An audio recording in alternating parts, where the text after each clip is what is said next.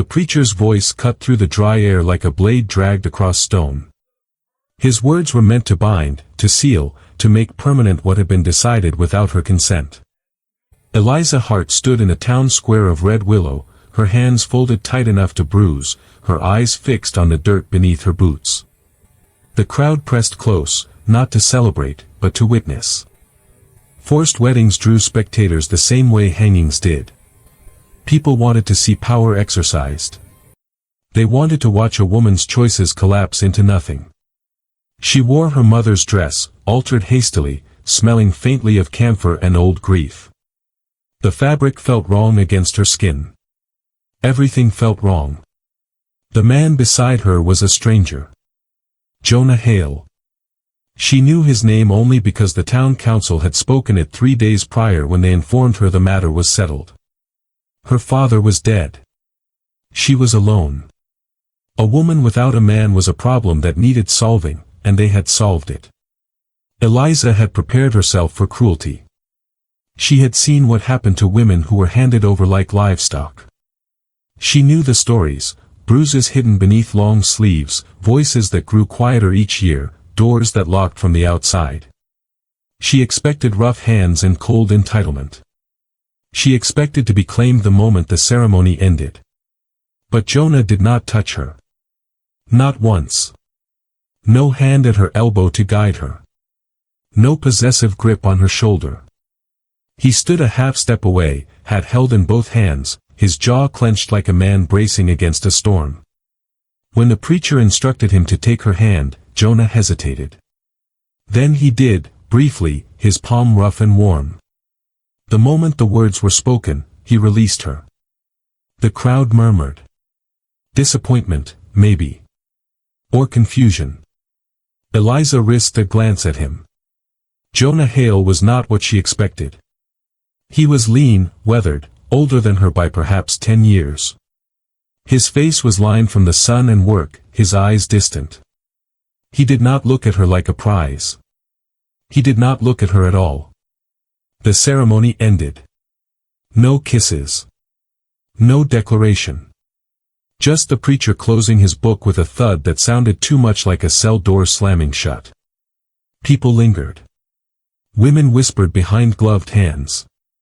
Men watched Jonah with expressions that ranged from pity to contempt. Someone laughed, a short, sharp sound that made Eliza's stomach twist.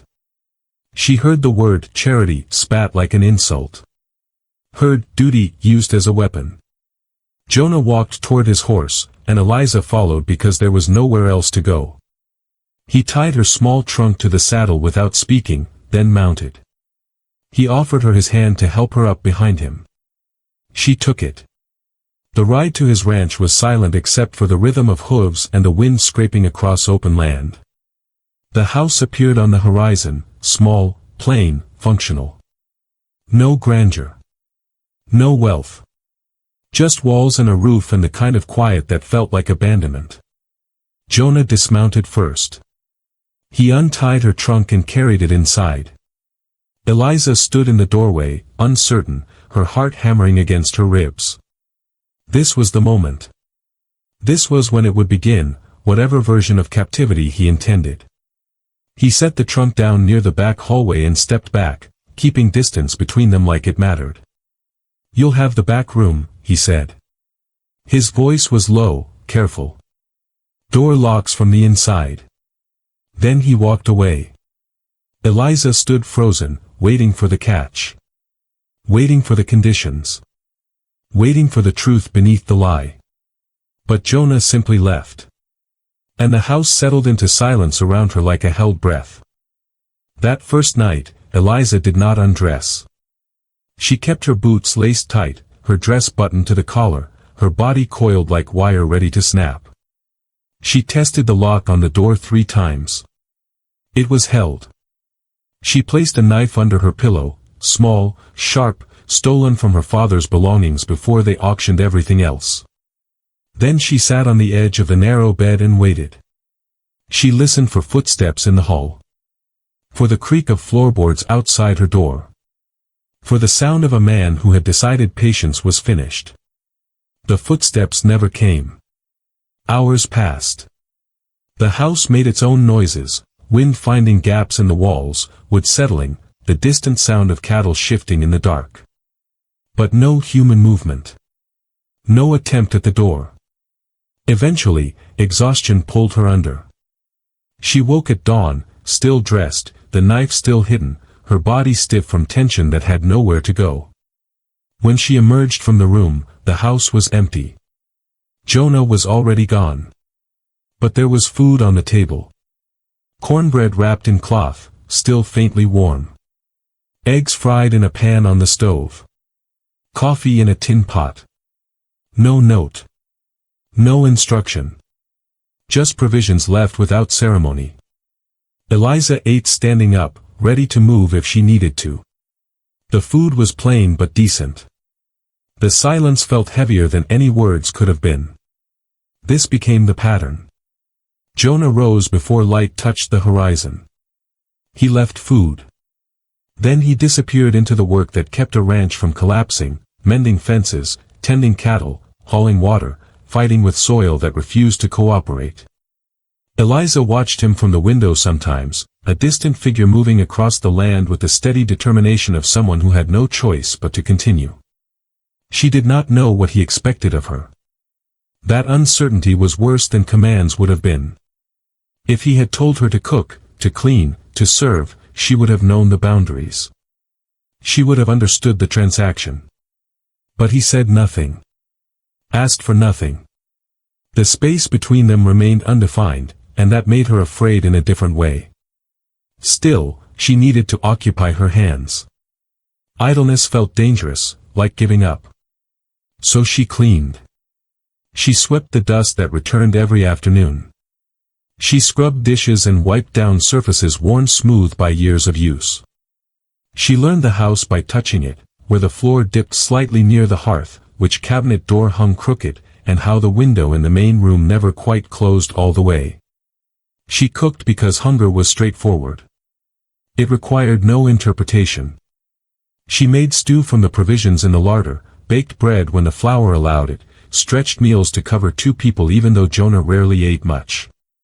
He came in at dusk, dirt under his nails, exhaustion carved into his shoulders. He washed at the basin outside. He ate whatever she had made, quickly and without comment. Then he retreated to his own room, the small space off the main area that he had occupied long before she arrived. The door between them stayed closed. Eliza began to notice things. The way Jonah moved carefully, like he was aware of taking up space. The way he never let his eyes linger on her. The way he set things down gently, as though the world had taught him to be cautious with his own presence. She did not trust it yet. Mercy could be a longer game. Kindness could be a strategy. Men who wanted to be thanked for not hurting you were still dangerous. But as days folded into each other, as routines carved grooves into time, one truth emerged. Jonah Hale was not coming for her. And she did not know what to do with that. The town had opinions. Red Willow always did. A place that small survived on gossip the way cattle survived on grass, it was sustenance, currency, and entertainment all at once. When Eliza walked to the mercantile for supplies, women stopped talking just long enough for her to pass. Then the whispers started, sharp and deliberate, meant to be overheard. They called her fortunate. They called her ungrateful. They wondered aloud what she did all day in that house, alone with a man who clearly didn't know what to do with a wife. The word wife always landed like an accusation. Mrs. Brennan, the banker's spouse, made a point of asking how she was adjusting to married life, with a smile that didn't reach her eyes. Eliza learned to answer in pleasantries that revealed nothing. She kept her face neutral, her purchases quick, her presence forgettable. But the men were worse. They looked at Jonah with something close to contempt. At the feed store, at the saloon, in the street, they measured him and found him lacking. A man who didn't control his wife was a man who invited chaos. A man who didn't stake his claim was a man who deserved to lose what he had. One afternoon, Eliza stood near the counter while the shopkeeper tallied her order. 3 men leaned against the wall, passing a flask between them. One of them, a ranch hand named Cully, grinned when Jonah walked in. "Hail," he said, loud enough to carry.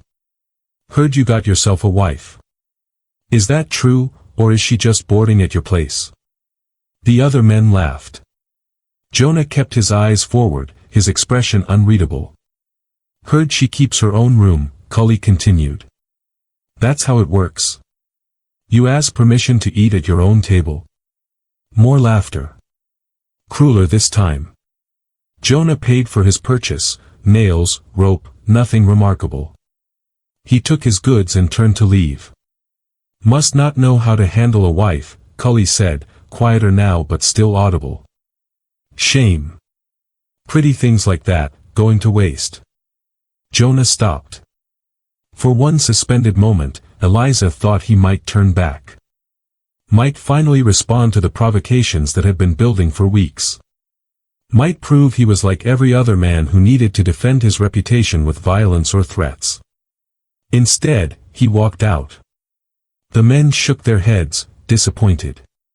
Eliza finished her transaction in silence and left. That night, she waited for the anger to surface. For Jonah to come through the door with resentment in his eyes and humiliation burning in his chest. For him to finally say what he wanted, what he expected, what price she owed for the shelter he provided. She sat at the table, hands folded, braced for it. Jonah came in as the sun dropped below the hills. He set down his tools. Washed his hands. Ate the meal she had prepared without looking at her. Then he stood, gathered a few items from a shelf, and walked toward the back of the house. Toward her room. Eliza's breath caught. Her hand moved instinctively toward the knife she now kept in her apron pocket. Jonah stopped at her door. He knocked, softly, respectfully, and waited. "Yes." Her voice was steadier than she felt. "Your door hinge is loose," he said through the wood. "I can fix it now, or I can wait until morning. Your choice." Silence stretched between them. Eliza stood, opened the door halfway. Jonah kept his distance, tools in hand, his gaze fixed somewhere past her shoulder. "Now is fine," she said. He worked quickly, efficiently, his movements precise. He tested the hinge twice to make sure it held. Then he stepped back into the hallway. "Should be solid now," he said. "Locks better when it hangs straight." Then he left. Eliza closed the door. Tested the lock. It worked perfectly. She stood there for a long time, trying to understand what kind of man repaired the lock that kept him out. Winter arrived like a creditor collecting debts.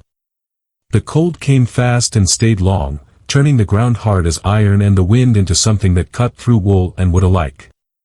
The work became harsher. The days became shorter. The isolation became absolute.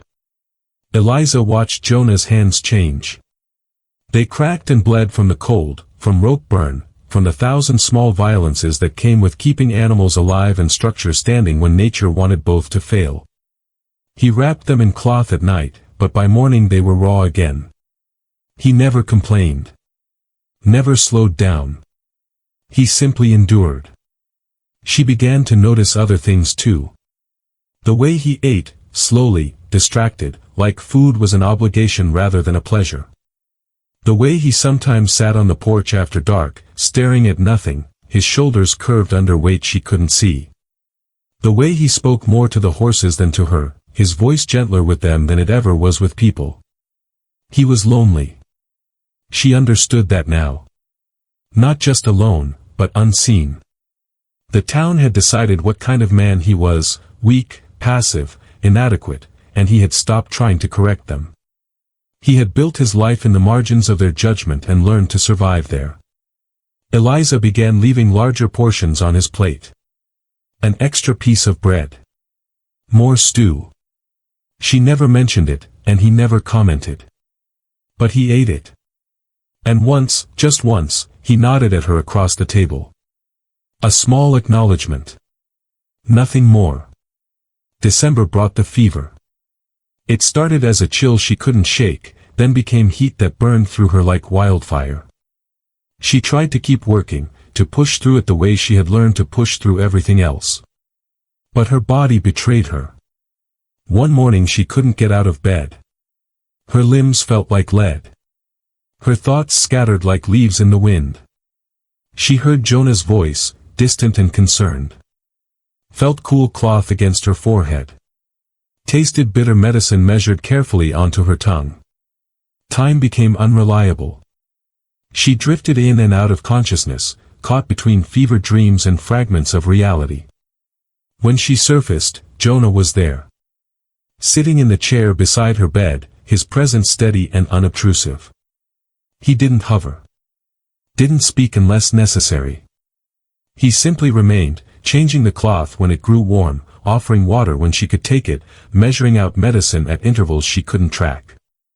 He never touched her beyond what was needed. Never lingered longer than the care required. There was no intimacy in it, no claim being staked. Just necessity being met with quiet competence. She slipped back under, and when she woke again it was dark and he was gone. But a blanket had been added. The fire had been tended to. A cup of water sat within reach. The fever broke on the third day. Eliza woke clear-headed for the first time in what felt like years. Her body was weak, wrung out, but her mind was her own again. Pale sunlight filtered through the window. The house was quiet. She managed to stand, to walk on unsteady legs to the main room. Jonah was outside, she could see him through the window, working despite the cold. On the table, folded neatly, was a piece of paper. She picked it up. The handwriting was plain, unpracticed. You don't owe me care. You were sick. That's all. Eliza read it twice. Then 3 times. She traced the words with her finger, trying to find the hidden meaning, the expectation buried beneath simplicity. There was none. He had cared for her because she needed care. Not because it created debt. Not because it earned him anything. Just because it was the right thing to do. She folded the paper carefully and placed it in her pocket. Something shifted inside her chest. Not trust, not yet. But the possibility of it. The first crack in the wall she had built to survive. Recovery was slow. Eliza's strength returned in pieces, first the ability to stand without swaying, then to walk without needing to rest, finally to work again. But something had changed during the fever. The house felt different now. Less like a place she had been deposited and more like a space she inhabited. She paid attention differently. She noticed that Jonah mended his own clothes clumsily, the stitches uneven and functional. She noticed he ate the same meals in rotation because he knew only a few recipes. She noticed the way he spoke to the cattle in low tones, patient and kind, the way someone might speak to a frightened child. She noticed his loneliness was not new. It was old and settled, worn into him like a path walked too many times. One evening, she found him outside mending a section of fence. The wood was weathered, the wire stubborn. He worked methodically, his breath visible in the cold air, his hands steady despite the chill. Eliza approached without announcement. She picked up the nails from the ground where he had set them and held them out, ready. Jonah glanced at her, surprise flickering across his face. Then he took a nail and continued working. She handed him another when he needed it. Then another. They worked in silence, the task passing between them like a conversation neither needed to voice. When the fence was secure, Jonah stepped back and tested it. Satisfied, he gathered his tools. Eliza picked up the remaining nails. "Thank you," he said. Simple. Direct. She nodded. They walked back to the house together, not side by side but not deliberately apart either. The distance between them had become something other than fear. Inside, they ate the meal she had prepared. The silence was no longer heavy with unspoken threats. It was just silence, the kind that came from two people who didn't need to fill every moment with words. After the dishes were cleared, Jonah sat at the table longer than usual. He seemed to be working up to something. Finally, he spoke. "If you want to leave when spring comes, I won't stop you." Eliza's hands stilled. She looked at him directly, fully, for the first time since the wedding. "Where would I go?" she asked. Not defensive. Just factual. "That's yours to decide," Jonah said. "I won't hold you to something you never chose. If you want to stay until you figure it out, that's fine. If you want to leave tomorrow, that's fine too. I just wanted you to know you're not trapped here." He met her eyes when he said it. There was no manipulation in his expression. No calculated kindness. Just honesty, offered plainly. "The town won't see it that way," Eliza said. "The town doesn't live here," Jonah replied. "We do." The word "we" landed softly, but it landed. Not as possession. As acknowledgement. Eliza didn't answer immediately. She turned the words over in her mind, testing them for hidden edges. Finding none. "I don't know what I want yet," she said finally. "That's all right," Jonah said. "You don't have to know." He stood then, carried his cup to the basin, and retreated to his room as he always did. The door closed quietly behind him. Eliza sat alone at the table, something unfamiliar stirring in her chest. Not love. Not yet. But something foundational. Something that felt like solid ground after months of walking on ice. For the first time since her father died, someone had given her a choice. Not the illusion of choice. Not a choice with consequences designed to force one outcome. A real choice. One she could make without fear of punishment. She didn't know what she would decide. But she knew, with sudden clarity, that having the choice mattered more than anything else. And Jonah Hale understood that. Outside, the wind picked up. Inside, the fire burned low. And between them, something like trust began to grow. Spring arrived tentatively, as though unsure of its welcome. The snow melted in patches, revealing brown earth and dormant grass. The air lost its sharp edge. The cattle grew restless with the changing season. And the town, which had gone quieter during winter's harshness, began to stir again with opinions and judgment. The gossip sharpened. Women at the church spoke in voices just loud enough to carry. They wondered why Eliza looked so unburdened. They questioned whether proper Christian duties were being observed.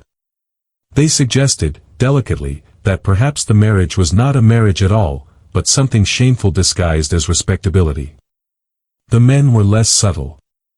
They cornered Jonah at the lumber yard, at the feed store, in the spaces where men gathered to measure each other. They made jokes about separate bedrooms. About wives who didn't know their place.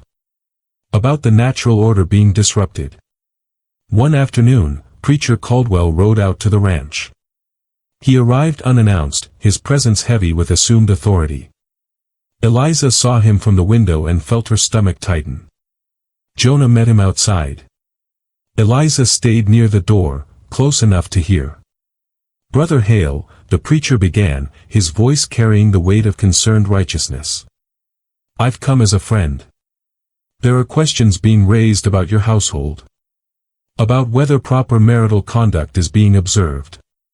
"Is that so?" Jonah said. "Not a question. A marriage is a sacred covenant," Caldwell continued. "It requires certain obligations. A husband must lead. A wife must submit. This is God's design. Some in town worry that you've been too lenient. That the natural order has been inverted." Silence stretched between them. Eliza held her breath. "She is safe," Jonah said finally, his voice quiet but immovable. "She is fed. She is sheltered. That is all you're entitled to know about what happens in my home. But the sanctity of—" "She is safe," Jonah repeated, harder now. "If that troubles your congregation, they're welcome to examine their own definitions of sanctity." This conversation is finished. The preacher's face reddened. You would do well to remember your position, Hale. The council arranged this marriage. They can evaluate whether it serves the community's interests. Then let them evaluate, Jonah said. But they'll do it from the other side of my property line. He turned and walked back toward the house, leaving the preacher standing alone. Caldwell stared after him, then mounted his horse and rode away, his back rigid with affront. Eliza stepped away from the door as Jonah entered. He didn't acknowledge what had happened. He simply washed his hands at the basin and went back to work as though nothing had occurred. But something had occurred. He had drawn a line. Not around her as possession, but around them both as protection. He had refused to perform the dominance the town demanded. He had chosen privacy over approval. That evening, after the meal, Eliza spoke. They'll make it harder for you now, she said. The preacher. The council. They won't let it rest. Jonah looked at her across the table. Let them try. Why? The question came out softer than she intended. Why not just give them what they want to hear? Tell them whatever keeps them satisfied. Because lies don't protect you, Jonah said. They protect the people who want power over you. I won't trade your safety for their comfort. Eliza felt something crack open inside her. Not the careful crack of trust beginning. Something deeper. Something that felt dangerously close to hope. They'll call you weak, she said. I've been called worse. They'll say you're not a real man. Jonah's expression didn't change. A real man doesn't need a frightened woman to prove himself. The words hung in the air between them. Simple. Undeniable. True in a way that made every other definition she had ever heard feel hollow.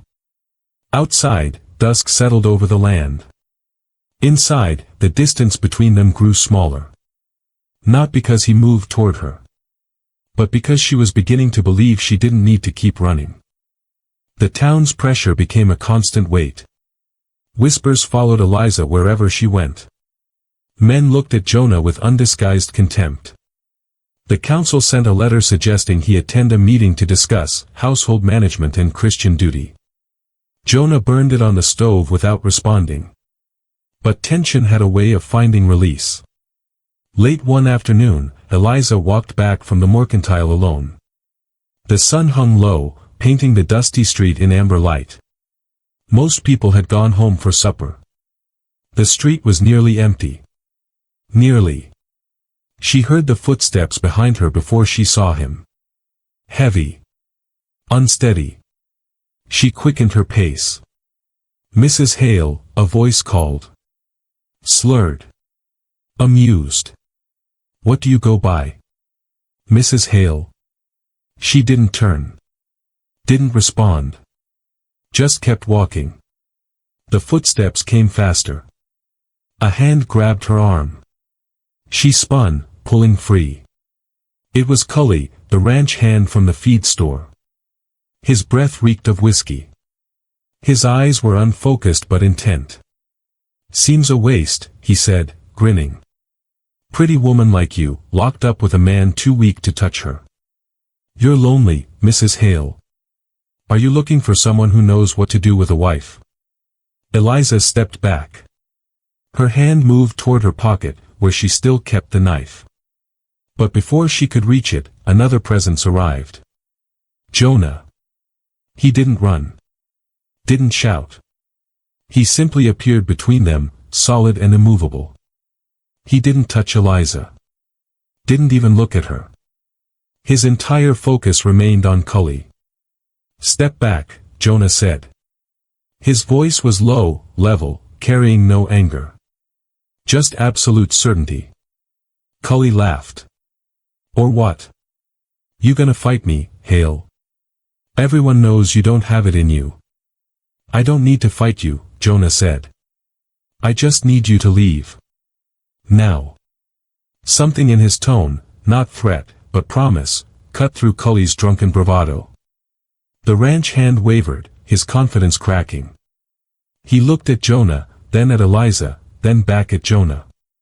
"She ain't even yours," Cully muttered. "Everyone knows it." "She's not anyone's," Jonah said. "That's the point you keep missing." Cully spat in the dust and staggered away, muttering curses into the twilight. Jonah waited until he was gone.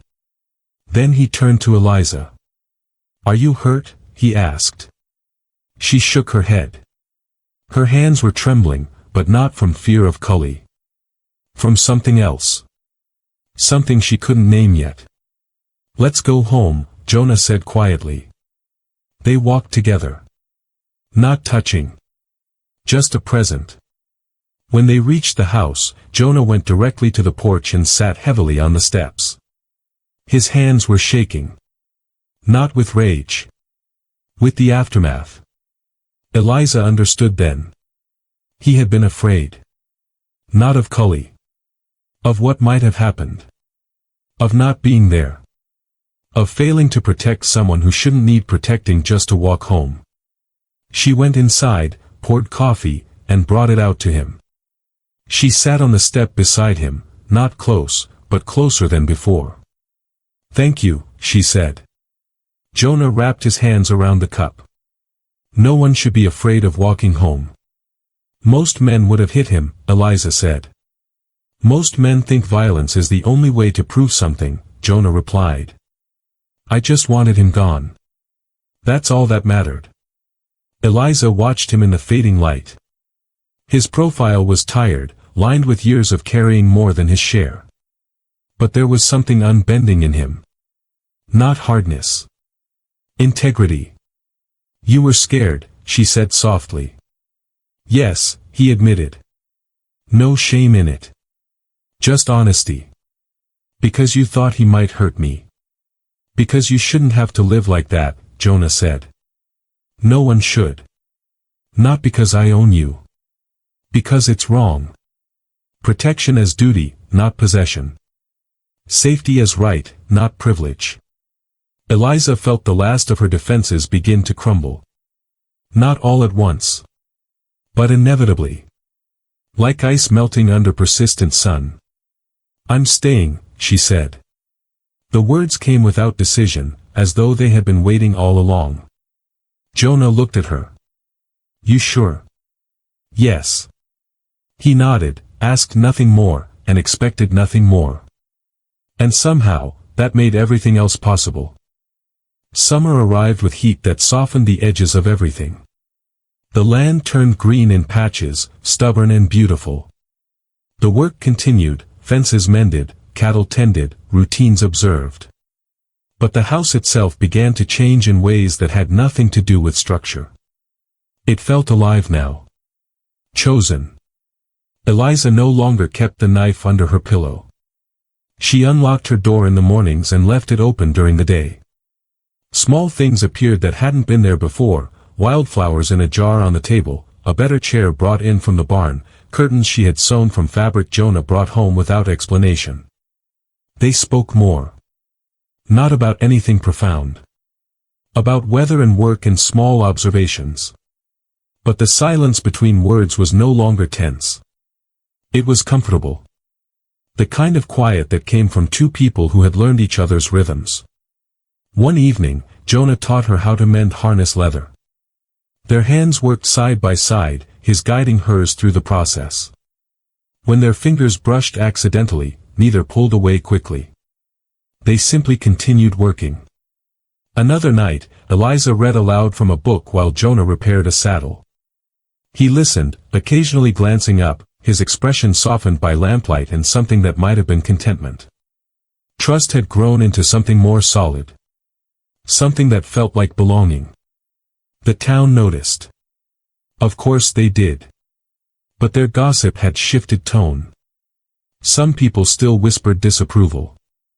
Others grew bored and moved on to fresher scandals. A few, very few, looked at Jonah and Eliza with something that might have been grudging respect, though they would never voice it. The council stopped sending letters. The preacher found other households to reform. Red Willow had built itself on taking, land, labor, autonomy, choice. It thrived on power exercised visibly, on dominance performed for audiences. But Jonah and Eliza had built something different in the margins. Something quiet. Something that refused to be claimed or controlled. By late summer, the house had become theirs. Not his. Not hers. Theirs. Eliza still had her own room. The door is still locked from the inside. But increasingly, she left it open at night. Not as an invitation. As a choice. As the physical manifestation of trust earned slowly, carefully, without demand. One evening, as they sat on the porch watching the sun descend, Jonah spoke. "I never wanted to own anyone," he said. "My father was like that. Owned everything and everyone around him. Made sure we all knew it. I watched what that did to my mother. How it hollowed her out from the inside. I promised myself I'd never be that kind of man." Eliza listened. He rarely spoke of his past. "When the council said I had to marry you, I almost refused," he continued. "But I knew what would happen to you if I did. They'd have given you to someone worse.